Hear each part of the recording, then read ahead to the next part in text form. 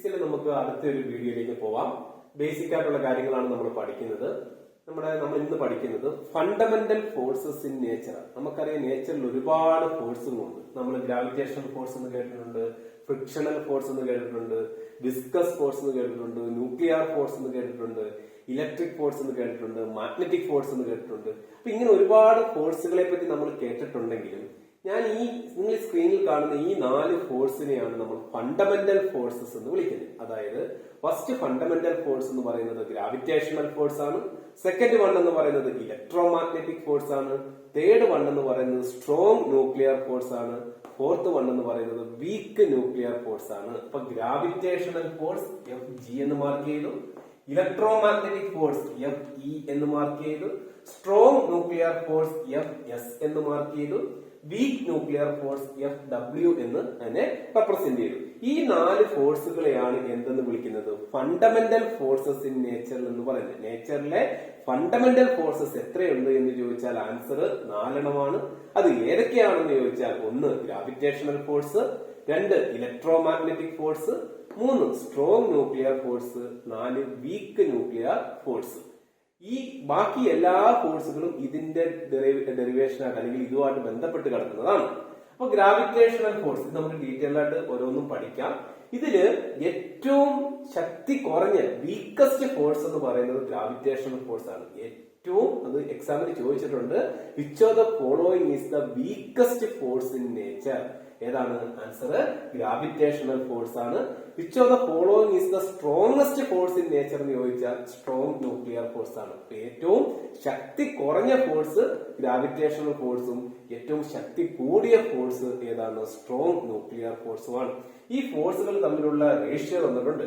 Gravitational force is to weak nuclear force is to electromagnetic force is to strong nuclear force എന്ന് പറയുന്നത് 1 is to 10 raised to 25 10 raised to 25 10 raised to 25 is to 10 raised to 36 is to 10 raised to 38 ആണ്. അപ്പൊ ഏറ്റവും weakest force gravitational force ആണ്. അതിനേക്കാളും strength കൂടുതൽ gravitational ഫോഴ്സിനേക്കാളും strength കൂടുതൽ weak nuclear ഫോഴ്സിനാണ്. അതിനേക്കാളും സ്ട്രെങ്ത് ഉണ്ട് ഇലക്ട്രോ മാഗ്നറ്റിക് ഫോഴ്സിന്. ഏറ്റവും സ്ട്രെങ്ത് കൂടുതൽ ആർക്കാണ്? സ്ട്രോങ് ന്യൂക്ലിയർ ഫോഴ്സിനാണ്. ഗ്രാവിറ്റേഷണൽ ഫോഴ്സിനേക്കാളും 10 raised to 25 മടങ്ങ് സ്ട്രെങ്ത് ഉണ്ട് വീക്ക് ന്യൂക്ലിയർ ഫോഴ്സിന്. വീക്ക് ന്യൂക്ലിയർ ഫോഴ്സിനേക്കാളും 10 raised to 11 അല്ലെ തമ്മിലുള്ള ഡിഫറൻസ്. 10 raised to 11 മടങ്ങ് സ്ട്രെങ്ത് ഉണ്ട് ഇലക്ട്രോ മാഗ്നറ്റിക് ഫോഴ്സിന്. ഇലക്ട്രോ മാഗ്നറ്റിക് ഫോഴ്സിനേക്കാളും 10 raised to 2 മടങ്ങ് സ്ട്രോങ് ആണ് എന്തെന്ന് പറയുന്നത്? സ്ട്രോങ് ന്യൂക്ലിയർ ഫോഴ്സിന്. ഇനി ഗ്രാവിറ്റേഷണൽ ഫോഴ്സിനേക്കാളും 10 raised to 38 മടങ്ങ് സ്ട്രോങ് ആണ് ഏതെന്ന് പറയുന്നത്? Strong nuclear force. നമുക്ക് ഈ 4 ഫോഴ്സും, അതായത് എന്ത് തമ്മിലുള്ള ഫോഴ്സ് ആണ്? Gravitational force. ഏതൊക്കെ തമ്മിലുള്ള ഫോഴ്സ് ആണ്? Strong nuclear force, week nuclear force, അല്ലെങ്കിൽ ഇലക്ട്രോമാഗ്നറ്റിക് ഫോഴ്സ് എന്ന് വെച്ചാൽ എന്താണ്? ഇതിന്റെയൊക്കെ പ്രത്യേകത എന്താണ് എന്ന് പഠിക്കാം. ഇത് ക്ലിയർ ആണല്ലോ?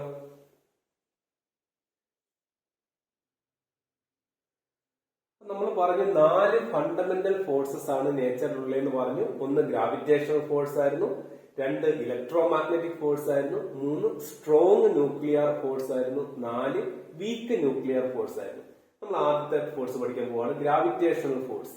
ഗ്രാവിറ്റേഷണൽ ഫോഴ്സ് എന്ന് വെച്ചാൽ 2 മാസുകൾ തമ്മിലുള്ള പരസ്പരമുള്ള അട്രാക്റ്റീവ് ഫോഴ്സിനെയാണ് ഗ്രാവിറ്റേഷണൽ ഫോഴ്സ് എന്ന് പറയുന്നത്.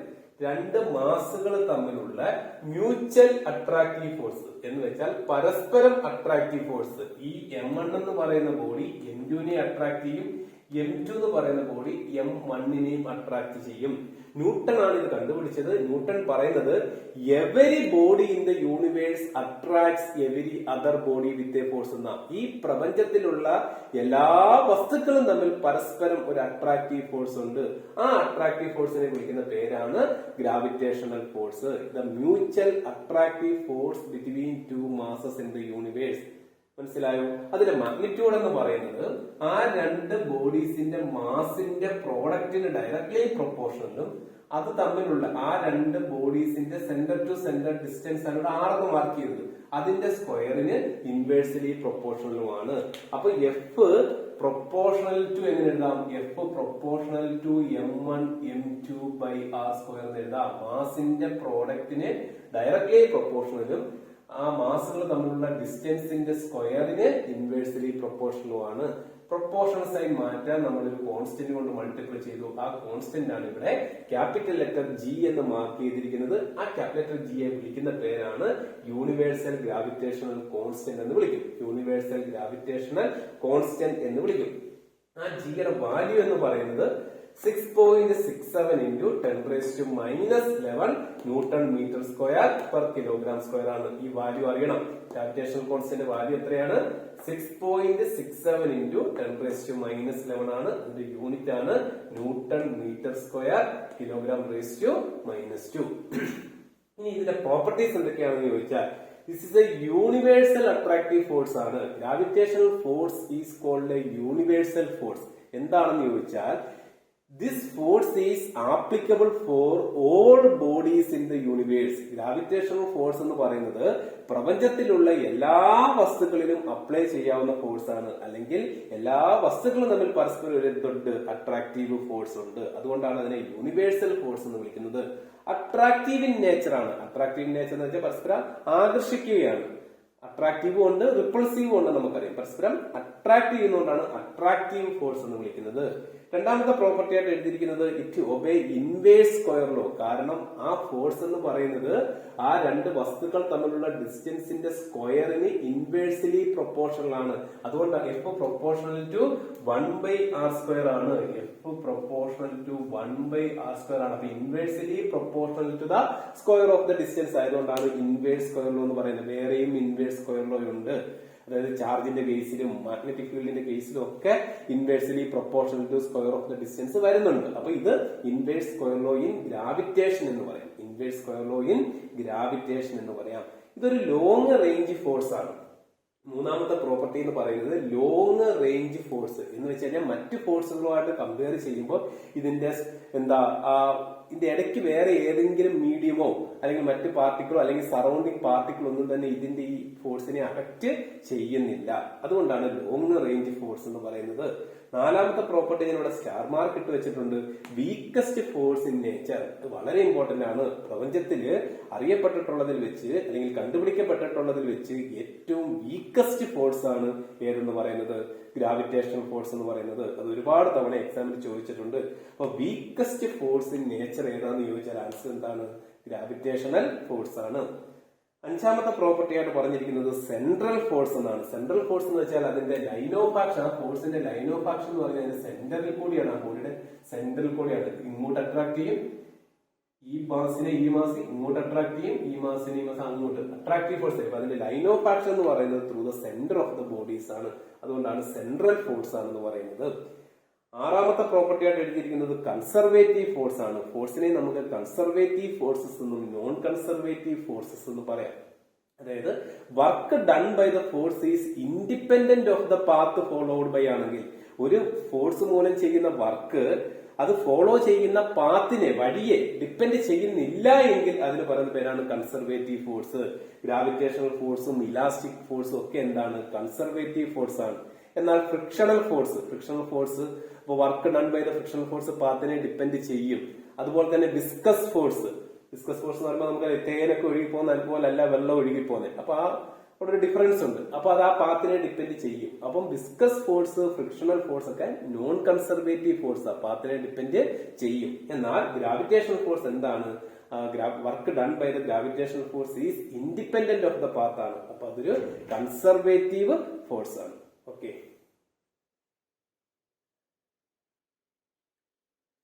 നമ്മൾ 4 ഫണ്ടമെന്റൽ ഫോഴ്സുകളെ പറ്റിയാണ് പഠിച്ചുകൊണ്ടിരിക്കുന്നത്. ആദ്യത്തേത് ഗ്രാവിറ്റേഷണൽ ഫോഴ്സ് ആയിരുന്നു. അതിനെപ്പറ്റി ഡീറ്റെയിൽ ആയിട്ട് നമ്മൾ പഠിച്ചു. രണ്ടാമത്തേന്ന് പറയുന്നത് electro magnetic force. Electro magnetic force എന്ന് പറയുന്ന 2 ഫോഴ്സുകൾ ചേർന്ന് പറയുന്നതാണ്. അതായത് ഇലക്ട്രോസ്റ്റാറ്റിക് ഫോഴ്സും ഉണ്ട്, മാഗ്നറ്റിക് ഫോഴ്സും ഉണ്ട്. ഇത് രണ്ട് സെപ്പറേറ്റ് ആണെന്ന് പറയാൻ പറ്റത്തില്ല. ഇൻസെപ്പറബിൾ ആ, രണ്ടും ചേർന്നതാ. ഒന്നുണ്ടെങ്കിൽ മറ്റേതും ഉണ്ടെന്ന് പറയാം.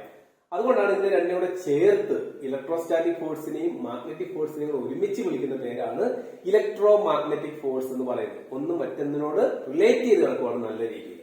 2 ചാർജുകൾ തമ്മിലുള്ള ഫോഴ്സ് ആണ് ഇലക്ട്രോസ്റ്റാറ്റിക് ഫോഴ്സ് എങ്കിൽ 2 പോളുകൾ, നമ്മൾ നോർത്ത് പോൾ എന്നും സൗത്ത് പോൾ എന്നും ഒക്കെ പഠിച്ചിട്ടുണ്ട് അല്ലെ. ആ പോളിന്റെ സ്ട്രെങ്തിനെയാണ് ഞാൻ ഇവിടെ P1 P2 എന്ന് എഴുതിയിരിക്കുന്നത്. അപ്പൊ മാഗ്നറ്റിക് പോളുകൾ തമ്മിലുള്ള ഫോഴ്സ് ആണ് മാഗ്നറ്റിക് ഫോഴ്സ്.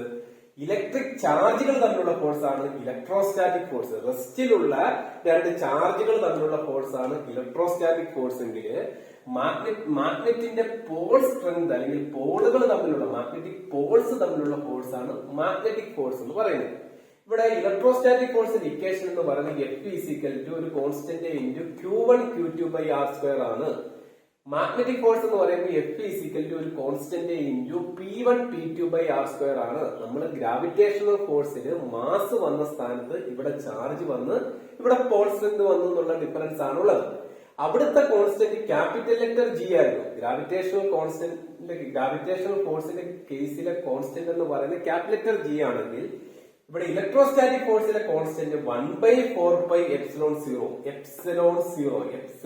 എന്നാണ് ഇത് വായിക്കുന്നത്. 1/4πε0 ഇവിടുത്തെ കോൺസ്റ്റന്റ് എന്ന് പറയുന്നത് μ0/4πu ആണ്. ഈ ε0നെ വിളിക്കുന്ന പേരാണ് പെർമിറ്റിവിറ്റി ഓഫ് ഫ്രീ സ്പേസ് എന്ന് വിളിക്കും. ഇപ്പൊ ചാർജസ് ഫ്രീ സ്പേസിൽ ഇരിക്കുന്നു എന്നുള്ളൊരു കൺസെപ്റ്റിലാണ് നമ്മൾ എടുക്കുന്നത്. വേറെ മീഡിയം ഒന്നും ഇല്ല.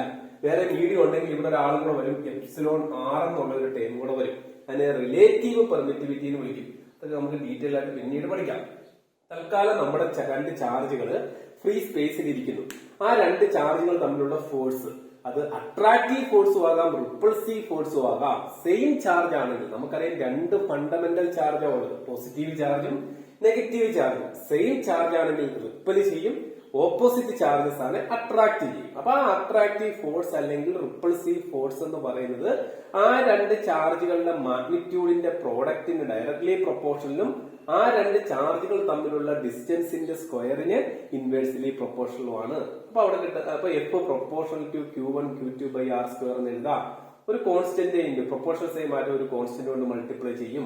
ആ കോൺസ്റ്റന്റ് ആണ് ഇവിടെ 1/4πε0. ആ ε0നെ വിളിക്കുന്ന പേരാണ് പെർമിറ്റിവിറ്റി ഓഫ് ഫ്രീ സ്പേസ് എന്ന് വിളിക്കും. അതിന്റെ വാല്യൂ എന്ന് പറയുന്നത് 8.85 × 10⁻⁻12 ആണ്. നമ്മൾ ജിയുടെ വാല്യൂ പഠിച്ചിരുന്നു 6.65 × 10⁻11 ആയിരുന്നെങ്കിൽ ഇവിടെ ε0ന്റെ വാല്യൂ 8.85 × 10⁻12 ആണ്. അതേപോലെ തന്നെ മാഗ്നറ്റിക് ഫോഴ്സിലേക്ക് വരുമ്പോൾ Q1 Q2 മാറിയിട്ട് P1 P2 ആവും, പോൾ സ്ട്രെങ്ത് ആവും. ഇവിടെ 1/4πε0 ആണെങ്കിൽ അത് മാറി ഇവിടെ μ0/4π ആവും. μ0 എന്നാണ് വിളിക്കുന്നത്. ആ μ0നെ വിളിക്കുന്ന പേരാണ് പെർമിബിലിറ്റി ഓഫ് ഫ്രീ സ്പേസ്. തെറ്റിപ്പോകരുത്. μ0 എന്ന് പറയുന്നത് പെർമിബിലിറ്റിയും ε0 എന്ന് പറയുന്നത് പെർമിറ്റിവിറ്റിയുമാണ്. പെർമിറ്റിവിറ്റിയും പെർമിബിലിറ്റിയും. μ0യുടെ വാല്യൂ എന്ന് പറയുന്നത് 4π × 10⁻⁻7 ആണ്. 4π × 10⁻⁻7. ഇതിന്റെ പ്രോപ്പർട്ടീസ് നോക്കാം. ഇലക്ട്രോമാഗ്നറ്റിക് ഫോഴ്സ് എന്ന് പറയുന്നത് അട്രാക്റ്റീവ് ഓർ റിപ്പൾസീവ് ആകാം. ഞാൻ പറഞ്ഞു സെയിം ചാർജ് അല്ലെങ്കിൽ സെയിം പോൾ ആണെങ്കിൽ റിപ്പൾസീവ് ആണ്. ഓപ്പോസിറ്റ് ചാർജ് അല്ലെങ്കിൽ ഓപ്പോസിറ്റ് പോൾ ആണെങ്കിൽ അട്രാക്റ്റീവ് ആണ്. നമ്മുടെ ഗ്രാവിറ്റേഷണൽ ഫോഴ്സ് ഓൾവേസ് അട്രാക്റ്റീവ് ആയിരുന്നുവെങ്കിൽ ഇലക്ട്രോമാഗ്നറ്റിക് ഫോഴ്സ് എന്താകാം? അട്രാക്റ്റീവോ ആകാം റിപ്പൾസീവോ ആകാം. It obey inverse square law നമ്മൾ അവിടെയും പറഞ്ഞതാ അല്ലെ. Inversely proportional to square of the distance ആണ്. ലോങ് റേഞ്ച് ഫോഴ്സ് ആണ്, സെൻട്രൽ ഫോഴ്സ് ആണ്, കൺസർവേഷൻ ഫോഴ്സ് ആണ്. ഈ പോയിന്റുകളെല്ലാം നമ്മൾ ഇവിടെ പറഞ്ഞതാ ഗ്രാവിറ്റേഷണൽ ഫോഴ്സിൽ പറഞ്ഞത് തന്നെയാണ്. ഓക്കെ,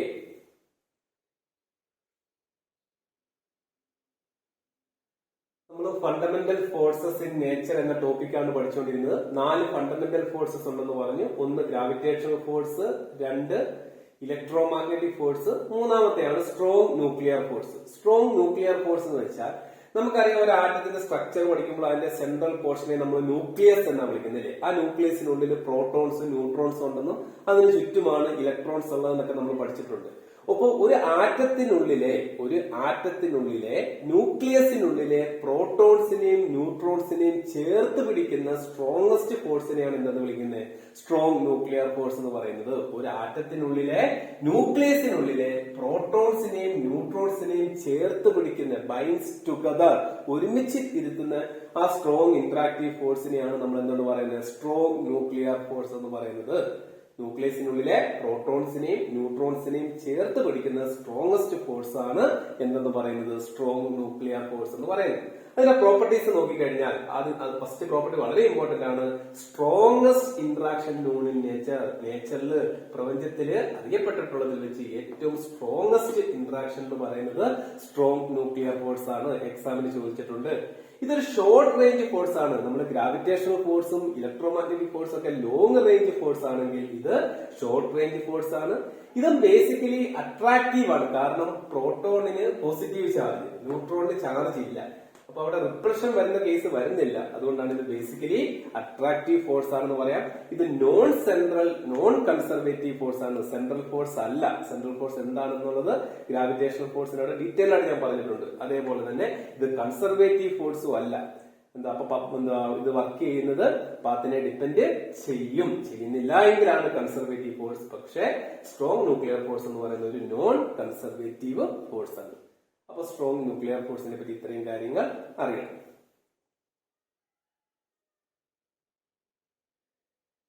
ഫണ്ടമെന്റൽ ഫോഴ്സസിലെ ലാസ്റ്റ് ഫോഴ്സ് ആണ്, അല്ലെങ്കിൽ നാലാമത്തെ ഫോഴ്സ് ആണ് വീക്ക് ന്യൂക്ലിയർ ഫോഴ്സ്. നമ്മൾ തൊട്ട് മുമ്പ് സ്ട്രോങ് ന്യൂക്ലിയർ ഫോഴ്സിനെ പറ്റി സംസാരിച്ചു.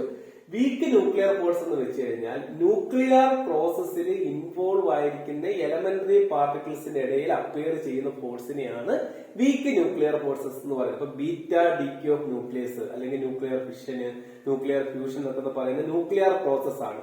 ആ ന്യൂക്ലിയർ പ്രോസസ്സിൽ ഇൻവോൾവ് ചെയ്തിരിക്കുന്ന എലമെന്ററി പാർട്ടിക്കിൾസ്, അതാണ് ന്യൂട്രിനോ, ആന്റി ന്യൂട്രിനോ, ഇങ്ങനെയൊക്കെ കുറെ എലമെന്ററി പാർട്ടിക്കിൾസ് ഉണ്ട്. അതിന്റെ ഇടയിൽ അപ്പിയർ ചെയ്യുന്ന ഫോഴ്സിനെയാണ് എന്തെന്ന് പറയുന്നത്?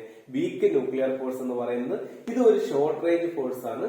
വീക്ക് ന്യൂക്ലിയർ ഫോഴ്സിനെ പറ്റി ഒരുപാട് കാര്യങ്ങൾ നമുക്ക് പഠിക്കാനില്ല. എക്സാമിന് ചോദിക്കാവുന്നത് the force that appears only between elementary particles involved in a nuclear process is called dash എന്ന് വേണേ ക്വസ്റ്റ്യൻ ചോദിക്കും. ഒരു ന്യൂക്ലിയർ പ്രോസസ്സിൽ ഇൻവോൾവ് ചെയ്തിരിക്കുന്ന എലമെന്ററി പാർട്ടിക്കിൾസിൽ അപ്പിയർ ചെയ്യുന്ന ഫോഴ്സ് ഏതാണ് എന്ന് മാത്രമേ എക്സാമിന് ചോദിച്ചു കണ്ടിട്ടുള്ളൂ. അതേതാണ് ആൻസർ? വീക്ക് ന്യൂക്ലിയർ ഫോഴ്സ് ആണ്. ഈ വീക്ക് കണ്ടുകൊണ്ട് ഇത് വീക്കസ്റ്റ് ഫോഴ്സ് ആണെന്ന് വിചാരിക്കരുത്. വീക്കസ്റ്റ് ഫോഴ്സ് ഏതാണ്? ഗ്രാവിറ്റേഷണൽ ഫോഴ്സ് ആണ്. അപ്പൊ നമ്മൾ ഇത്രയും കാര്യങ്ങളാണ് ഫിസിക്സിന്റെ ബേസിക്സ് ആയിട്ട് പഠിക്കുന്നത്. ഫിസിക്സ് എന്താണെന്നും ഫിസിക്സിന്റെ ബ്രാഞ്ചസ് ആയിട്ടുള്ള മെക്കാനിക്സ്, ഒപ്റ്റിക്സ്, തെർമോഡൈനാമിക്സ്, ക്വാണ്ടം മെക്കാനിക്സിനെ പറ്റിയൊക്കെ പറഞ്ഞു.